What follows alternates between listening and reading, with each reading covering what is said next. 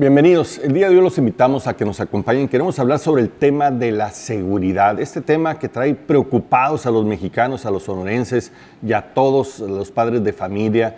¿Cómo andamos? ¿Qué está pasando? ¿Qué perspectivas vemos? Para eso hemos invitado a 3 personas que conocen del tema y nos pueden ayudar a entenderlo mucho mejor. Quiero dar la bienvenida y agradecer su presencia a Remy Martínez, catedrático del TEC de Monterrey. Muchísimas gracias, Marco, por la invitación. Encantados. A Francisco Salazar, integrante del Comité Ciudadano Estatal de Seguridad Pública.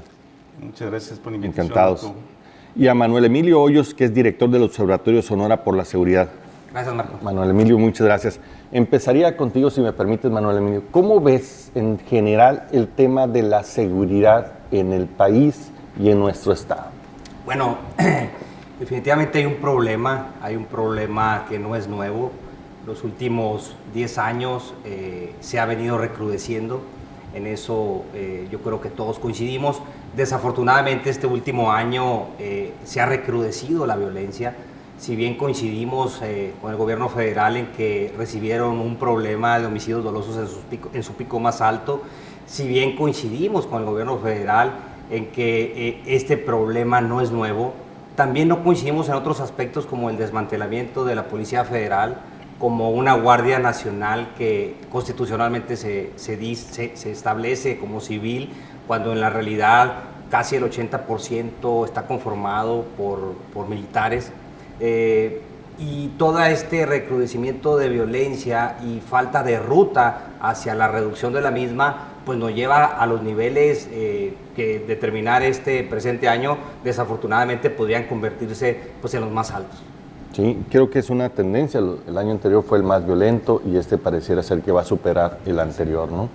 Remy, generalmente cuando hablamos del tema de la seguridad, nos quedamos prácticamente en el diagnóstico de las capacidades públicas para responder, pero no le damos tanta atención a veces a las causas, ¿no? Que es lo realmente interesante. Estamos viviendo un momento de la historia muy violento, ¿no? Hay muchos elementos que están promoviendo la violencia en diferentes ámbitos que terminan derivando en estos temas de incremento de la criminalidad. ¿Cómo ves? ¿Cuáles crees que son las causas que están provocando esta violencia? Fíjate que muy interesante, porque yo creo que tenemos que echar mano de varios instrumentos, y uno es que el análisis no puede ser al menos de un solo ángulo, ¿no? En lo particular yo sí creo que hay un análisis que se tiene que hacer desde el ámbito geográfico, ¿no? De geoseguridad, por así decirlo, y dividir el crimen, ¿no? Y si uno que nos importa mucho es el crimen de alto impacto, el crimen organizado, tenemos que entender que México es el final, ¿no?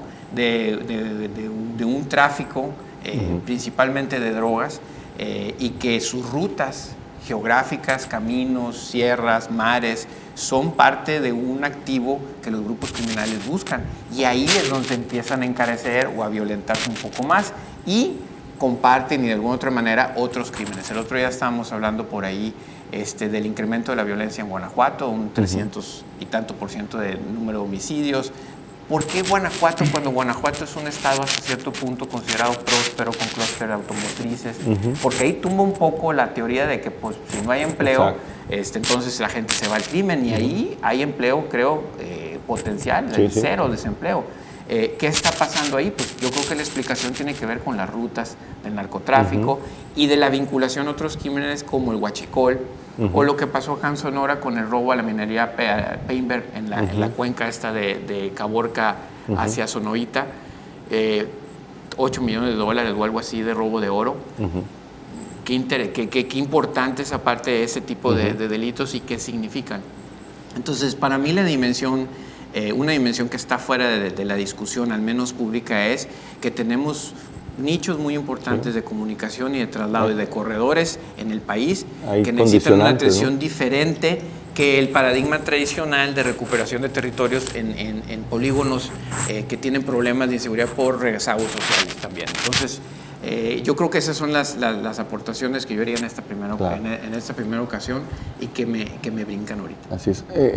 Francisco, por otro lado, hay también problemas en la sociedad, ¿no? Está creciendo de forma acelerada el tema de las adicciones y está creciendo el tema de la violencia intrafamiliar. ¿Cómo ves tú estos fenómenos? Indiscutiblemente, Marco, mis compañeros, nos estamos yendo un poco a la cuna. El problema de la delincuencia es multifactorial, por supuesto, ¿no? Me ha tocado asistir a diferentes pláticas que dan autoridades de seguridad de nuestra colonia. Y el punto así más sensible que se toca es la violencia interfamiliar y la disfunción a veces familiar también, separación de matrimonios, muchachos que crecen sin el apoyo de los padres, desorientados, sujetos a bullying en sus escuelas, a presiones sociales, y creo ahí eso es, posiblemente sea la mayor causa de esa incidencia delictiva. Porque si analizamos nuestro país, hablando del tema de las drogas, que es causa importante de violencia generalizada, no más los delitos de alto impacto que se mencionaba Remy hace unos minutos, sino también los del fuero común, ¿no? Están muy vinculados a... Yo recuerdo una plática con el anterior comisario aquí de Hermosillo, nos decía que casi todos los delitos de robo, casa, habitación y que están haciendo los muchachos están bajo influencia de droga, principalmente cristal.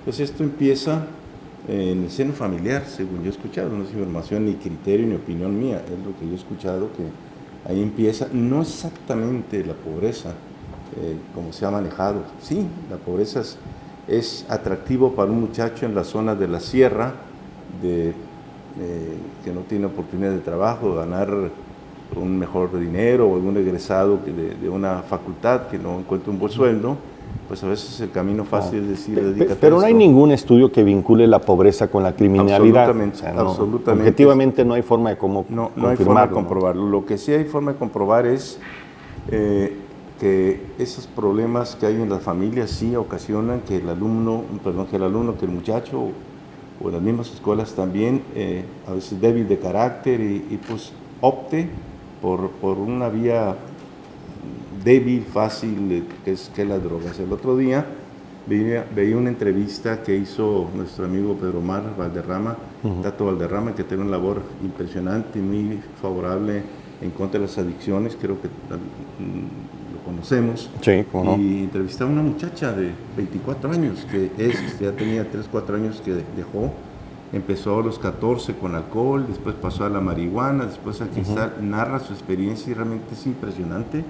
Y cómo las presiones de sus amigos de escuela y de barrio la llevaron a donde llegó a estar, ¿no? Y bueno, estoy refiriéndome al tema de las drogas, porque está muy vinculado claro, con la tengo entendido. Sí, son parte de los escalones que terminan algunos en la criminalidad, ¿no? Bajo la influencia de ese tipo de drogas, sobre todo el cristal, y aquí hay algo muy importante, porque anteriormente nosotros en nuestro país pues éramos un país de trasiego, vamos a decirlo así, de la droga que venía de Colombia, Bolivia, de Sudamérica, y la manejaban las organizaciones criminales que siempre han existido, pero había cierta paz y a veces había un que otro encuentro entre las bandas, pero era algo esporádico. Pero en cuanto comenzó el consumo interno nacional, ahí en México ya entra en una vértice, peligrosa de delincuencia. Podríamos decir en este primer bloque pues que el tema es mucho más complejo, tiene diferentes vertientes que habría que profundizar más. Algunos han sido abordados, otros creo que falta analizarlo con más cuidado. Por otro lado, hay muchas decisiones de corto plazo, ¿no?, que se toman al respecto y se pierde la consistencia en el tiempo, ¿no?, en los esfuerzos, principalmente desde el lado del sector público, como es el tema de las policías, particularmente diferentes esquemas que se han venido practicando y después se van cambiando cuando apenas están en proceso de consolidación. Y por otro lado, sí traemos problemas graves desde las casas, ¿no?, con temas de adicciones importantes y de violencia. Se ve pues que es un tema que es complejo, pero que está evolucionando de una forma acelerada y que sí nos invita a ser mucho más creativos y más efectivos en su tratamiento. Vamos a regresar un momento más, estamos hablando sobre seguridad. Muy bien, estamos de regreso, estamos hablando sobre seguridad. ¿Cómo estamos? Por otro lado, Francisco, creo que hay mucho que hacer todavía en generar diagnósticos más a detalle de cuál es la problemática y su dimensión.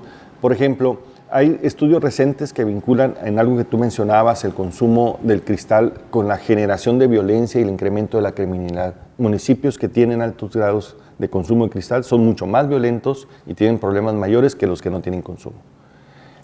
¿Cómo hacer pues, para que estos diagnósticos se profundicen más y que además estén permanentemente revisados? Porque si no tenemos dimensionado el problema es muy difícil encontrar la solución. Y creo que ahí todavía nos falta bastante por hacer. Bueno, yo pienso que inicialmente se tiene que ir a las colonias más focalizadas en este tipo de problemas, que las autoridades las conocen, ¿no? Igualmente con aquellas personas que son detenidas por las autoridades, ya sea robando bajo influencia de alguna droga, asaltando o amenazando a la integridad de una persona, creo que deben de ser sujeto de investigación inmediatamente, es decir, las autoridades deben de no nomás concretarse al aspecto legal de detenerlo, sino ir un poco más profundo porque es un problema de salud, lo sabemos perfectamente bien. Creo que por ahí se tiene que empezar para poder llegar a un diagnóstico, un diagnóstico de causas más exactas y para luego buscar alternativas pues se tiene que estudiar el problema. Claro. Y de una manera en todos aquellos puntos y situaciones donde haya material de estudio, ¿no? Y también en forma preventiva, no nomás al que estén deteniendo, también se tiene que ir a las escuelas, se tiene que ir creo que es parte de la labor que también hace Pedro Omar, ir a escuelas, a colonias, así como se hacen encuestas socioeconómicas del INEGI, se tiene que hacer encuestas. Así es. Con la reserva, ¿no? Porque mucha gente no quiere decir por seguridad. Exacto. Pero hay mecanismos de cómo sacar esta información. Manuel Emilio, ahora, pareciera ser que nos cuesta trabajo armar los rompecabezas, ¿no? Por un lado tenemos diagnósticos insuficientes, por otro lado tenemos medidas o estrategias que responden parcialmente a estos diagnósticos y por otro lado tenemos presupuestos no suficientes y a veces mal distribuidos y luego le sumamos la complejidad de los 3 niveles de gobierno y lo que dice Remy, pues que también hay diferentes fenómenos dependiendo de la ubicación geográfica en la que estés, pues pareciera que es complicado hacer una estrategia nacional y que en eso todavía estamos en pañales, ¿no? Así es. Bueno, creo que es fundamental precisamente, como lo señalas, Marco, el ver los 4 ejes de la seguridad, ¿no? Es decir, la prevención por una parte, ¿qué se está haciendo? Hemos visto pues, recortes, el del 2018 hubo 0 pesos para la prevención a nivel federal, pero también antes de eso hubo alrededor de 9,000 millones de pesos en Pronapred, un poco opaco porque al menos no se vio reflejado según algunos estudios. Por otra parte tenemos a las policías, las instituciones de seguridad, ¿qué se está haciendo? Hace más de 20 años se creó el Secretariado Ejecutivo Nacional de Seguridad, donde sentaba las bases de lo que seguimos escuchando, que es precisamente desarrollo policial, dignificación y todo el mismo discurso. Ya tenemos 20 años con lo mismo, de ahí después el 2008 se viene a dar el Acuerdo Nacional por la Seguridad, donde precisamente se hablaba de los controles de confianza y también un sinnúmero de palabras que hemos venido escuchando durante todos estos años. Pero ¿qué se ha hecho en la policía? Es decir, ¿qué trabajo interno, qué mecanismos internos se han llevado a cabo para desarrollar las capacidades humanas y también de sus actividades, ¿no? Porque las mismas evaluaciones sobre estos modelos que proponen pues han sido muy malas, ¿no? Se ha avanzado muy poco de acuerdo a sus propios números, ¿no? Así es. Bueno, nosotros desde el Observatorio Sonora por la Seguridad presentamos un reporte en agosto de la situación de las policías municipales en Sonora. y precisamente el plan piloto que anunció el gobierno federal en Guaymas, el secretario Durazo, señalaba de los 5 puntos de intervención militar en sus comisarios, que son los municipios de Hermosillo, Guaymas, Empalme, Cajeme y Obregón, y estas policías municipales representaban el 50% de los policías no aprobados en controles de confianza. Pero por otra parte, en el otro eje tenemos también la impunidad, ¿no? Es decir, la investigación. Yo creo que hemos dejado de lado la palabra investigación desde que se sentaron las bases de cuando se crea la Secretaría de Seguridad Pública hace ya algunos años. Se vino a reforzar mucho, se crearon las policías estatales, pero se vino a dejar de lado la palabra investigación, es decir, las fiscalías estatales y la nacional, la Fiscalía General de la República, se vino haciendo un lado a las capacidades de ministerios públicos en cuanto a capacitaciones, en cuanto a reforzamiento de presupuestos económicos. De hecho, hay una disparidad en el crecimiento de los presupuestos de seguridad pública a los de Procuración y Administración de Justicia, ¿no? Así es, totalmente. Y el otro punto, el otro eje que poco o más bien muchas veces no se trae a la mesa, son pocas organizaciones pero que hacen un trabajo fundamental, es en el tema de la reinserción, ¿no? La reinserción social, que a veces pues, se nos va de lado, sin embargo es un punto fundamental, y desafortunadamente también vemos como el populismo legislativo, cuando se habla de ampliar el catálogo de delitos, pues nos lleva hacia atrás, ¿no? Hacia a lo que en algún momento salimos con el nuevo sistema de justicia, y a volver a llenar las cárceles en prisión preventiva oficiosa, cuando ya hay mucha evidencia que eso no demuestra que los problemas de inseguridad o violencia bajen, ¿no? Entonces, yo creo que contestando, y precisamente como tú lo comentabas, desde esos 4 ejes es como tenemos que ir buscando las rutas en el corto, mediano y largo plazo. Y yo creo que es momento de establecer el rigor de fundamentar con evidencia cada una de las medidas que se proponen, ¿no?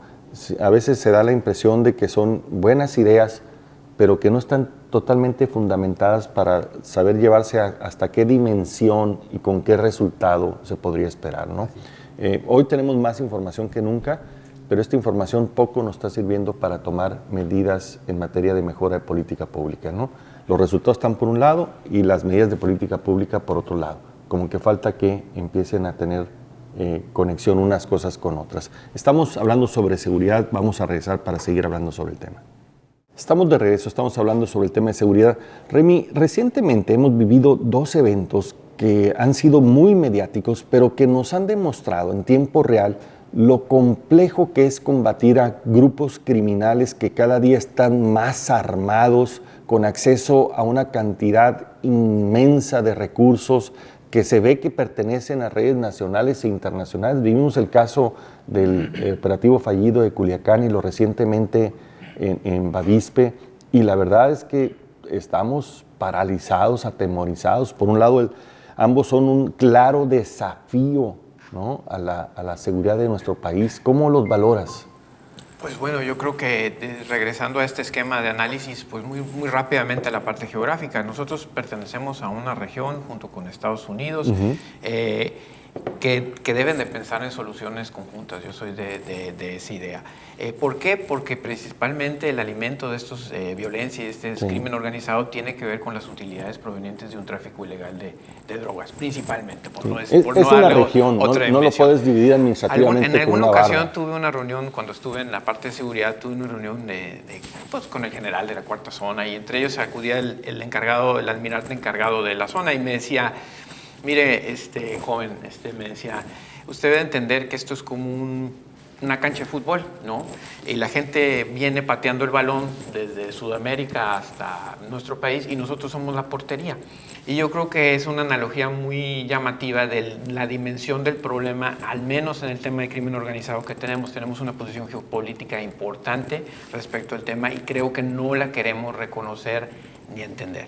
Ahora, regresando a la parte funcional de cómo están funcionando las cosas hoy en día, la realidad es que, pues yo lo he mencionado 1 o 2 veces y lo vuelvo a mencionar aquí, este plan de no tener plan, pues la realidad sinceramente no está dando los resultados que estamos esperando en el país. ¿Qué me refiero a no tener plan? Esta situación donde desde un principio en la campaña el presidente dijo que ofrecería amnistía y que ha seguido con un discurso un poco de decir prefiero no hacer mucho porque en el pasado cuando se hizo se generó muchísimo derrame de violencia. Estamos viendo que también él a lo mejor equivoca el diagnóstico pensando que la acción del gobierno o del Estado era la gran generadora de la violencia, porque si nos vamos a los números actualmente, pues podríamos ver que la no actuación ha incrementado todavía más la violencia porque los carteles maximizan sus utilidades. Ellos no son pacificadores, ellos están en busca de quedarse con rutas. Lo vimos claramente en las imágenes de Culiacán. Se nota que hay un... Y es lo que pasa en Bavispe, en el estado. No es casual la zona, la ubicación específica. Hemos hablado mucho de la tragedia y eso es muy importante. Pero que no se nos olvide dónde pasó y por qué pasó ahí, ¿no? Pero regresando a este tema, yo sí sería un poquito más observante de si realmente está funcionando este acercamiento, de dejar que las cosas pasen, o si es nuevamente como que un reacomodo interno de fuerzas que está dejando un saldo fuertísimo, porque aparte de las víctimas, está dejando una percepción de que el Estado está en completo repliegue respecto a lo que puede hacer, y eso está muy, muy difícil. Yo traía este cartón que sale en el San Diego Union Tribune, que es un diario de la frontera, que nos pone esta imagen. Terrible. Es una imagen terrible. Terrible. Y aquí me voy a la parte de lo que también significa para nosotros estar fallando en términos de seguridad. Significa que no estamos teniendo la eficacia suficiente para mantener instituciones, certeza, y lo que maneja Manuel Emilio, y creo que todos estamos hablando de lo mismo, el gran índice de impunidad en el país evidentemente hace que pues, todo lo malo pueda ocurrir sin que no exista una consecuencia. Vemos actuaciones muy típicas de ajuste de cuentas entre políticos, pero no hemos visto nada en términos de los ajustes hacia creo que el principal problema que tiene que ver con la pérdida de actuación del gobierno en materia de seguridad pública. Amén de lo que tú ya mencionas, caída de presupuestos, caída de fortalecimiento de instituciones policíacas y no hablar de un sistema completo de seguridad en el país. Otro tema, Manuel Emilio, que también está provocando muchas dudas de si se está enfrentando bien, es la famosa coordinación entre los 3 niveles de gobierno, ¿no? Vemos como que 3 discursos diferentes y una competencia para ver quién echa la culpa a quién, ¿no? Cuando hay un problema, la principal reacción es que pues, yo no tenía responsabilidad, o tú tienes, tú te la llevas, yo lo investigo, tú lo agarras. No hay forma. Como ciudadanos estamos un poco desconcertados. ¿Cómo se da esa famosa coordinación? Bueno, yo creo que desde el gobierno federal hay 3 discursos, ¿no? O más bien tres puntos, que es por una parte lo que está en la ley, por otra parte lo que se dice en las mañaneras respecto a lo que se cree, y por otra parte lo que cada secretario dice, ¿no? ¿Qué pasa? Hablamos, es una palabra pues muy recurrente de las autoridades, la palabra coordinación. Quizá la palabra que debería ser más efectiva es la articulación entre ellos. Lo vimos en los casos Culiacán, en los casos Bavispe, solo por mencionar los más recientes de alto impacto, de quién era el responsable o quién es el responsable. Definitivamente, pues ahí ante la evidencia de los hechos, desafortunadamente a la ciudadanía en general pues se queda con una incertidumbre respecto a la respuesta que pueda haber. Ahora, si bien esa articulación o coordinación, vemos una falla de comunicación también muy importante, que pues, sería un tema muy interesante para los comunicólogos respecto a la comunicación, pero también vemos una falta de operatividad, si bien una falta de inteligencia para prevenir los actos, una falta de operatividad para la reacción de lo que ocurre. Lo vimos en Culiacán, cuántas horas pasaron para tener un informe respecto a lo que estaba sucediendo después de, como lo mencionaban, de videos. Cuando las redes sociales estaban contaminadas, ¿no? Así es, ¿no? Y por otra parte, pues bueno, el desafortunado caso de Bavispe, donde según informes de la misma familia, desde la mañana estaban ellos pidiendo ayuda, sin embargo pasaron no menos de 7 horas, 8 horas cuando viene una reacción de parte del gobierno. Entonces, sí, esa coordinación que nos nombran tanto, pues nos queda a dudar más todavía de lo que realmente se está haciendo en términos prácticos.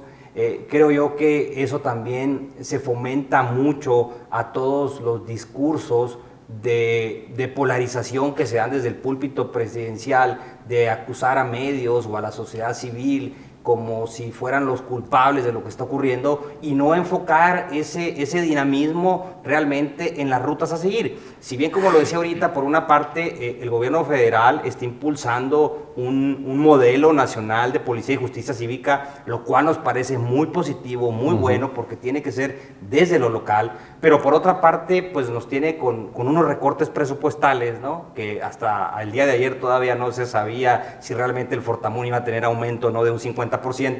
El pico más alto de presupuesto que se tuvo en los municipios fue alrededor de 5.000 millones de pesos.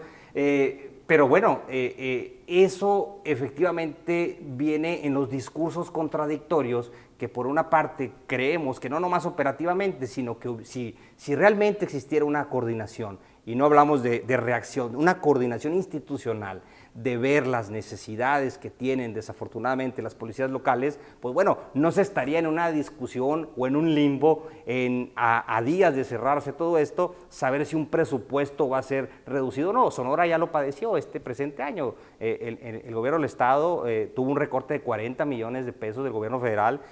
Los gobiernos municipales a través de Fortasec tuvieron un recorte del 23% de sus recursos.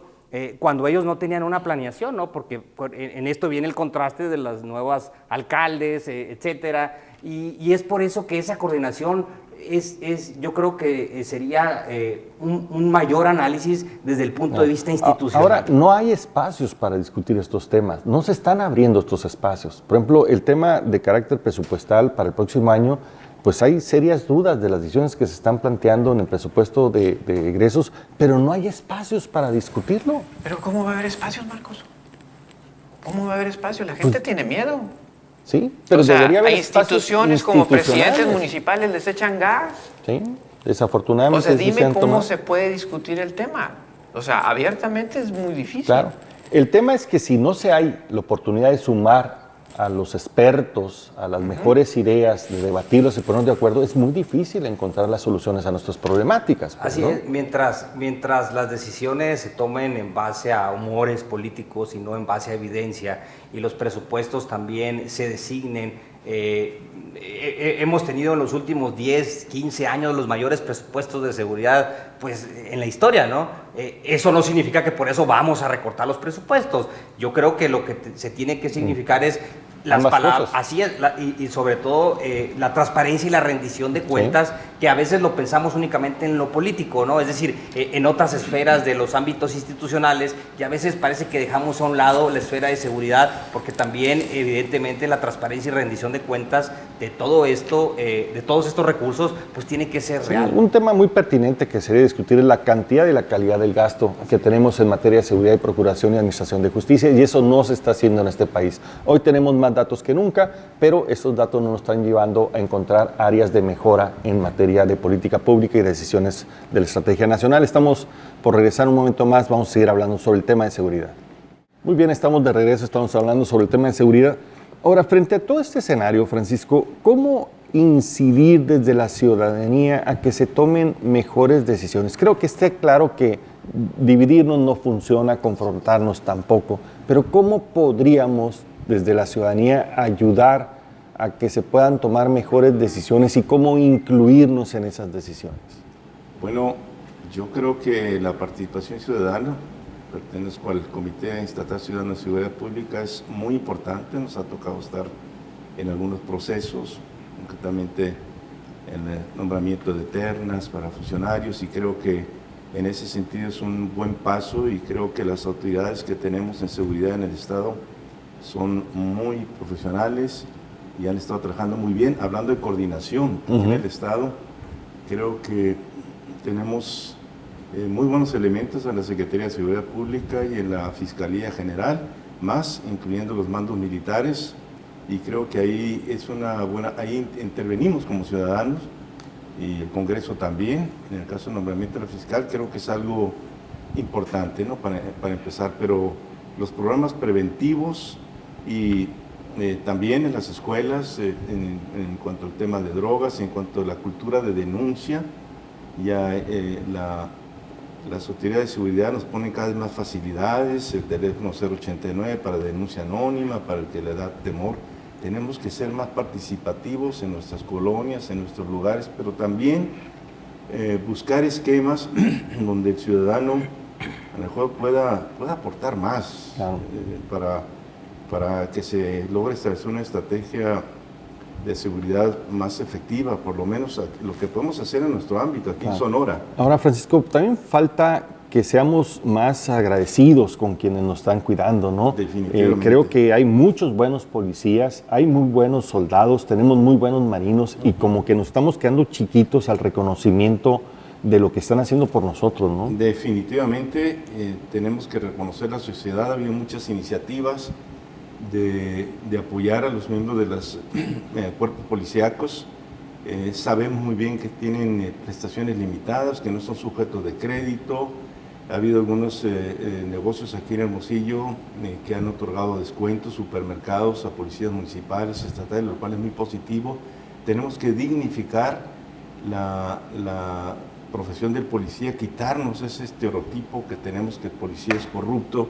Sí los hay, claro, pero hay, lo acaba de decir, hay muy buenos elementos. Son mucho más los buenos que los malos, ¿no? Y esos elementos los debe reconocer, no las autoridades, que también es muy importante en un acto público, como nos tocó, por ejemplo, en enero, el Día del Policía, el 6 de enero, pero algo que surge en la ciudadanía. Así es. Que el policía que sale en la mañana y que no sabe si va a regresar, que puede perder su vida y su familia por cuidar las nuestras, debemos de dignificarlo o verlo, claro, como se ven en otras comunidades, en otros países, ¿no? Se le ve como una persona de respeto. A los miembros del ejército vemos en Estados Unidos con qué respeto y admiración. Son tratados como héroes, ¿no? Los tratan como héroes y van a los juegos de béisbol, de fútbol americano, los presenta un teniente. Son los grandes símbolos nacionales. Son los grandes símbolos nacionales. Nosotros no hemos entrado en esa cultura. Ojalá reaccionemos.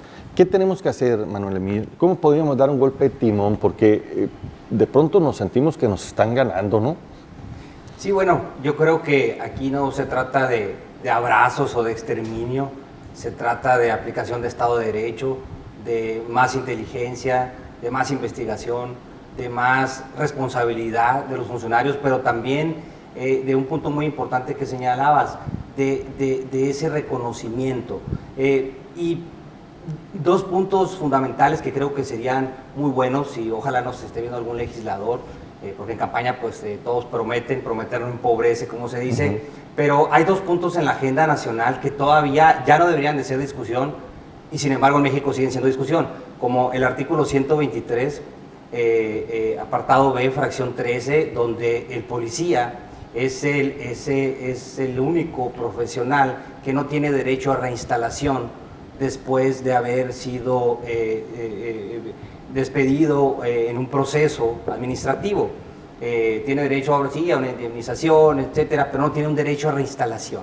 Eso ya no debería de ser tema. Eso los policías tienen los mismos derechos que cualquier otro profesionista. Luego entonces pues sigue en la agenda, ¿no? Tiene no menos de 3 años, 4 años en la agenda legislativa, y yo creo que es momento de derogar ese artículo para que tengan ese derecho a reinstalación. Por supuesto, no son cheques en blanco. Lo que queremos decir, que bueno, desde el reclutamiento, la selección, claro, asuntos internos, auditores externos. No va peleado con más rigor, pues. Así es. Y la otra es los exámenes de control de confianza.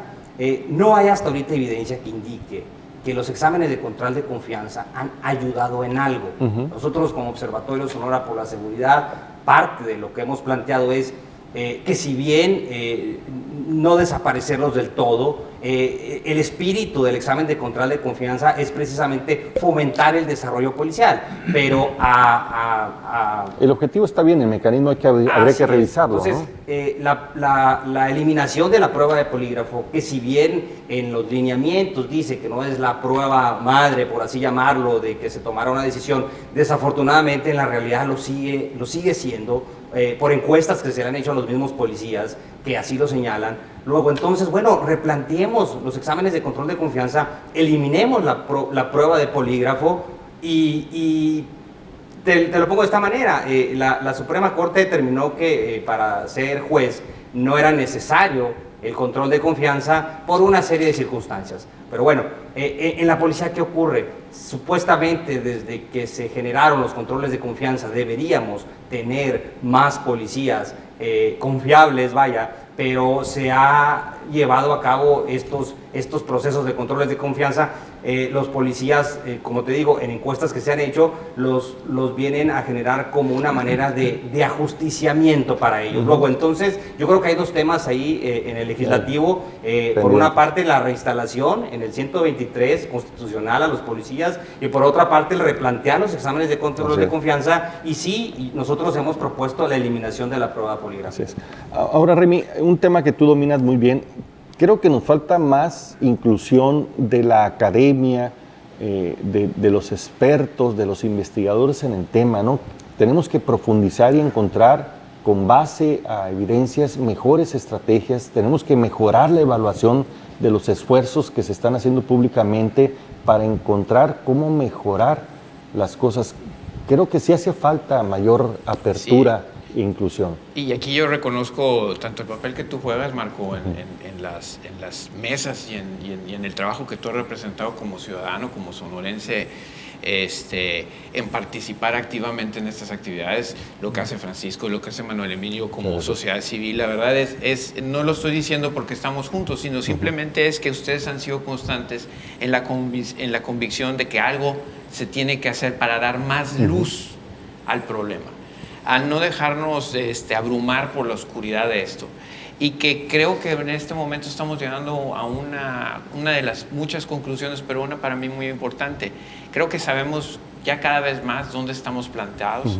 Claro que la academia, claro que la sociedad civil, claro que los empresarios, los sectores interesados en la materia deben de seguir participando activamente para darle luz, indicadores y claridad a la ciudadanía de lo que está pasando, porque sin duda, como tú lo dices, el policía de patrulla, el que está en el crucero, el policía ministerial, el policía estatal, todos los días sale de su casa con una carga muy fuerte de responsabilidad que debe de ser reconocida por los ciudadanos y también por sus jefes, claro, ¿no? Y que sin duda alguna nosotros podemos dar ese ejemplo. Y siguiendo con esa idea, yo creo que también se han conformado ciertas instituciones que nos permiten en decir algo. Sonora puede y debe trabajar por mantener un Estado seguro y contribuir con sus ciudades, con el Estado, a un México seguro. Tenemos que pensar en esas dinámicas. Lo que está pasando a nivel nacional puede ser bueno, pero no tenemos que estar dependiendo completamente de lo que pase a nivel nacional. Los ejemplos de Tato en la parte social, los ejemplos de muchas otras personas que aportan sin necesariamente cuidar los medios de comunicación, nos hablan de que tenemos una sociedad intolerante al crimen, intolerante a la impunidad y que debe de darle ese impulso para partir ciudades, Estado y aportarle un México más seguro. Somos un Estado fronterizo. Eso es una dinámica que debemos de reconocer también. Nos divide de la seguridad de otros estados. Estamos en el Pacífico mexicano. ¿Qué significa eso para nosotros? Pero lo más importante, que podamos tener libertad como padres de familia para poder salir a la calle a cualquier hora del día y sentirnos tranquilos, seguros y en paz. Yo creo que eso es muy valioso. Y yo de veras, sinceramente, en lo particular, reconozco muchísimo ese trabajo y el de otras personas que siempre aportan para seguir discutiendo este tema con civilidad, con pluralidad y tolerancia. Esperemos que así se mantenga. Muy bien. Creo que es algo muy importante. Los sonorenses no estamos dispuestos a vivir en un estado inseguro. Así es. No lo admitimos. Aunque nos quieran sacar estadísticas de que estamos mejor que otros estados, nosotros sabemos que tenemos problema y no nos resignamos a vivir con ellos. Esa es una muy buena noticia.